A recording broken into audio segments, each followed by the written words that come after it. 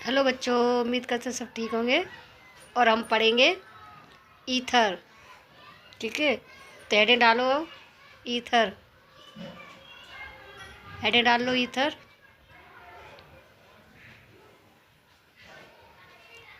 और लिखो अब इसके बारे में। लिखो जल के डाई एल्किल या जल के डाई एल्किल या डाई एरिल या एल्किल डाई एरिल या एल्किल एरिल के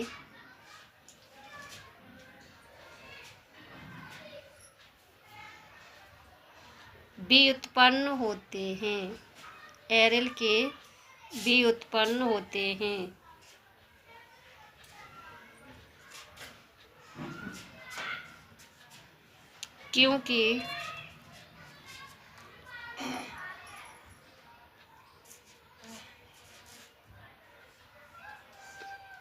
क्योंकि ये जल के परमाणुओं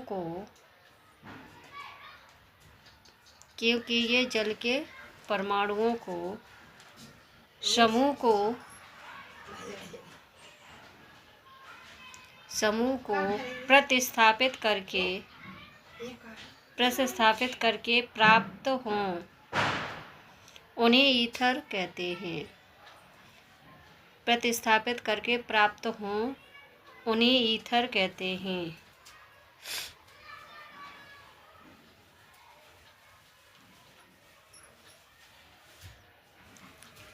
यहाँ R बराबर, R की जगह हम CH3C2H5 किसी को भी लिख सकते हैं। फॉर्मूला हमारा होता है जैसे H2O है ना, तो इसे खोल के ऐसे H single bond O, H single bond O, H, ठीक है, और +2R करेंगे। नीचे -2H निकाल देंगे हम, तो R single bond O, R single bond R, ठीक है। तो ये ईथर बन जाएगा। अब R की जगह हम CH3 या C2H5 भी लिख सकते हैं।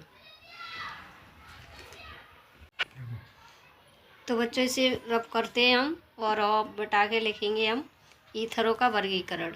हेडें डालेंगे अगली, वो होगी तुम्हारी ईथरों का वर्गीकरण। हेडें डालो तो ईथरों के वर्गीकरण, यानी ये आगे टाइप है। फर्स्ट नंबर पे है तुम्हारा सरल या सममित ईथर। सरल या सममित ईथर, ठीक है। अब इसमें लिखेंगे, इसमें ऑक्सीजन परमाणु से जुड़े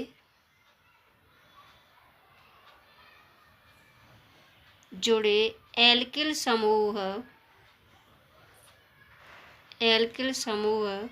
समान हैं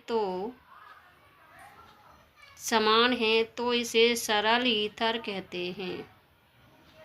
समान है तो इसे सरल ईथर कहते हैं, ठीक है। अब हमारा है सामान्य सूत्र में R single bond O single bond R, ये सूत्र होता है हमारा। उदाहरण लिख सकते हो CH3 single bond O CH3, यानी दोनों R क्या है, समान है। क्या है, CH3 और CH3 दोनों R के है, समान है। तो ये क्या हो जाएगा हमारा सरल सममिति ईथर, ठीक है। सेकंड नंबर, अब इसे रब करते हैं, फिर हम पढ़ेंगे सेकंड नंबर। अब सेकंड नंबर हेडें डालो, मिश्रित या असमित ईथर। मिश्रित या असमित ईथर, ठीक है। इसमें लिखो, जब ऑक्सीजन परमाणु से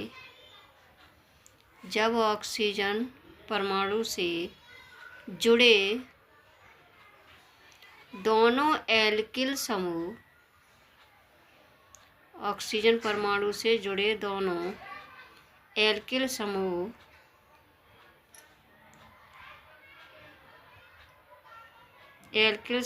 भिन्न भिन्न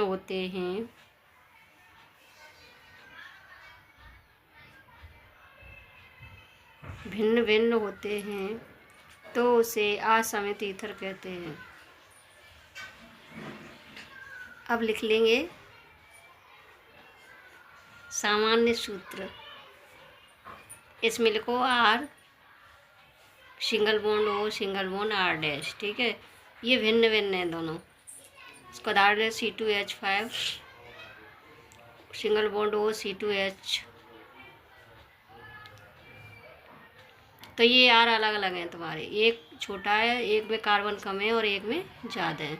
दूसरा लिख CH3 सिंगल बॉन्ड C2H5।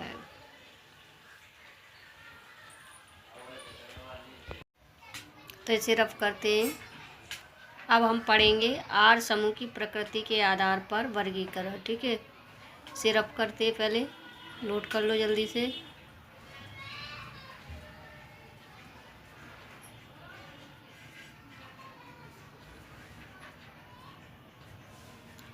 अब हेड डालो आर समूह की प्रकृति के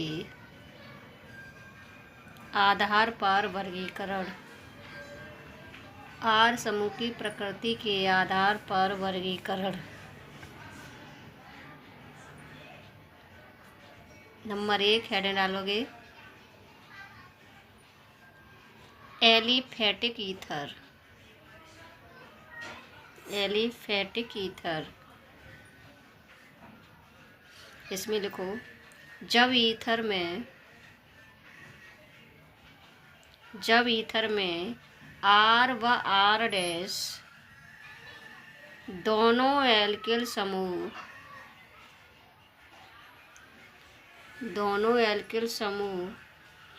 उपस्थित होते हैं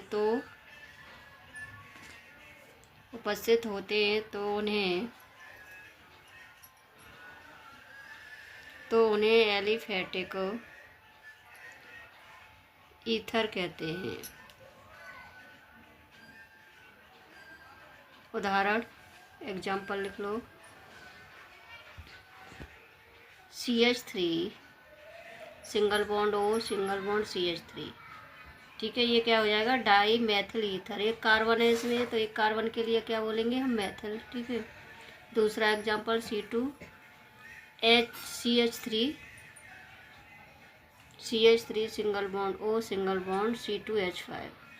तो ये अलग अलग हैं तुम्हारे। ठीक है, तो इसका नाम भी हो जाएगा एथिल मैथिल ईथर, यानी एक मैथिल है और एक एथिल है, एथिल मैथिल ईथर। तो इसे अब नोट करो जल्दी से, फिर रब करते हैं।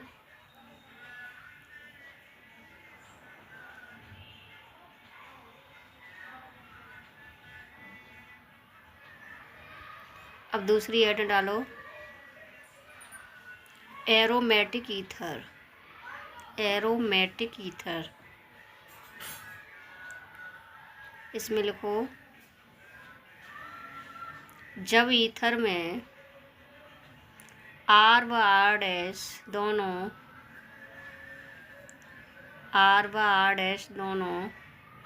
एरिल समूह हों या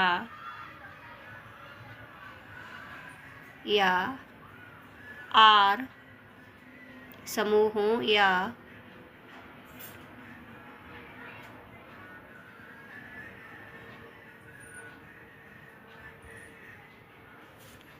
आर एल्किल तथा एक एरिल हो तो, या आर एल्किल तथा एक एरिल हो तो उन्हें एरोमेटिक ईथर कहते हैं।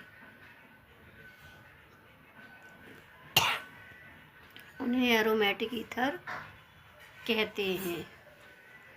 तो इसका एग्जाम्पल लिख लो। Example C6H5 single bond O single bond CH3। ठीक है, तो C6H5 यानी CH3 है एक आर, और एक क्या है C6H5, ये एरोमेटिक है। C6H5 बेंजीन से बनता है ये। दूसरा example C6H5 single bond O C6H5। तो इसमें C6H5O सिंगल बॉन्ड। ठीक है, ये है। अब आगे देखो वे सदस्य जिनमें एक एल्किल समूह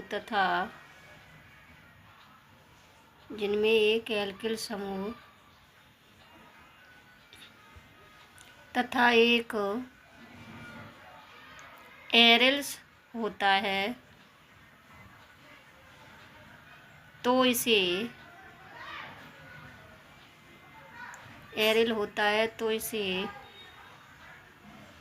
एल्किल एरिल कहते हैं।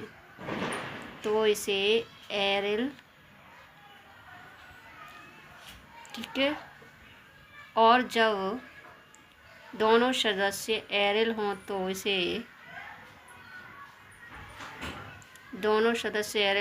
इसे डाई एरिल ईथर कहते हैं। तो ये कंप्लीट हुआ टॉपिक।